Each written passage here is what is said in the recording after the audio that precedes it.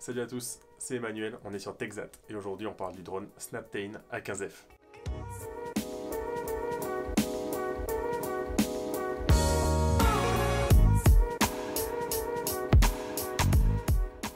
Avant de parler du drone, on va parler de la marque Snaptain. C'est une marque asiatique qui présente trois gammes de drones. Les drones kids, les drones débutants et les drones avancés. Le Snaptain A15F, c'est un drone débutant.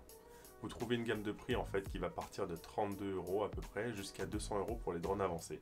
Tous les drones de cette marque sont des copies, c'est des répliques en fait des drones qui existent déjà des grandes marques. Par exemple le A15F ici ressemble beaucoup au Mavic Mini comme je l'avais dit dans ma précédente vidéo. Et maintenant on passe à l'unboxing.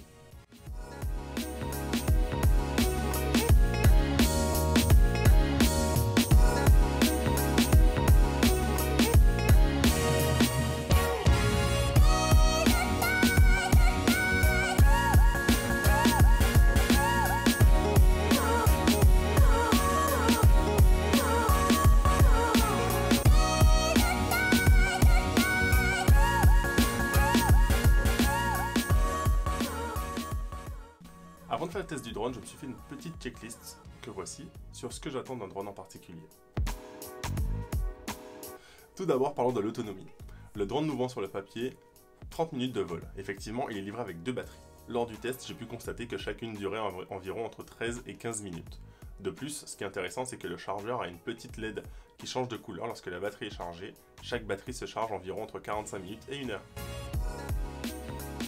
Concernant la maniabilité, le drone nous est vendu avec cette petite manette assez intéressante. On a une belle prise en main, il y a des raccourcis intéressants comme le décollage, l'atterrissage, la prise des photos et la prise des vidéos.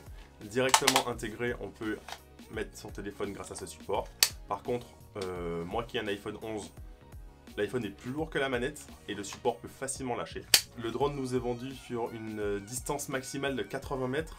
Personnellement, moi, à partir de 20 mètres, il a commencé à avoir de la latence sur les réponses, à peu près 1 seconde si c'est pas plus sur certaines commandes. J'ai failli choper une vieille, j'ai failli me prendre un arbre.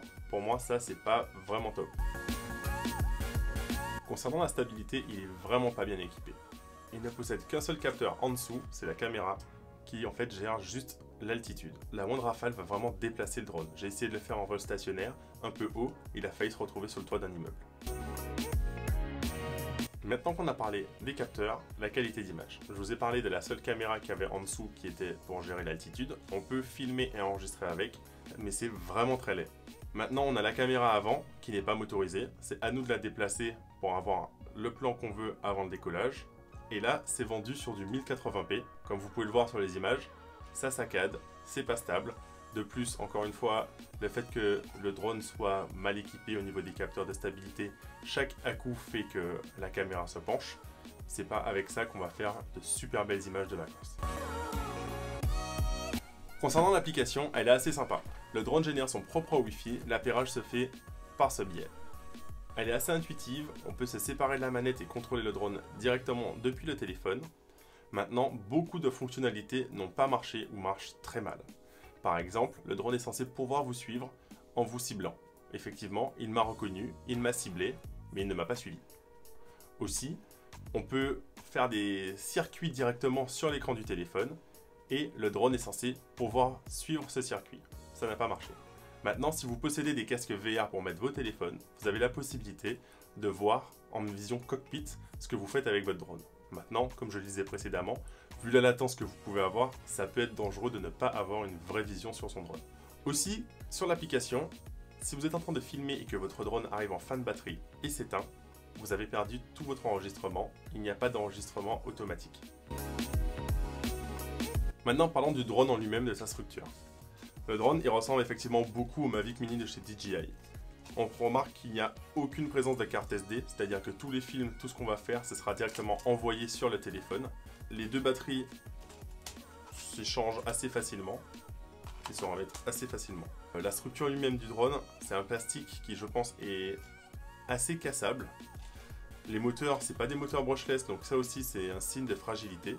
Donc pour moi, c'est plus un jouet, quelque chose qu'on va offrir à un enfant, que quelque chose qui va nous servir à nous lancer dans le drone. Pour son prix, je trouve que c'est assez cher car ce drone coûte en moyenne 89,90 € sur Amazon. Vous pouvez l'avoir des fois à 71 €, mais très beau cadeau de Noël pour un enfant de 13-14 ans. Pour un adulte de 30 ans, chez DJI, il y a des drones à 90 € pour bien commencer qui sont de meilleure facture. Voilà tout pour cette vidéo sur le Snaptain A15F. J'espère qu'elle vous a plu, que j'ai pu répondre à toutes les questions que vous vous posiez sur cet appareil. Au cas contraire, laissez un commentaire et j'y répondrai. N'oubliez pas de vous abonner, d'activer la petite cloche et de venir nous suivre sur Instagram. Et moi je vous dis à très bientôt pour une nouvelle vidéo.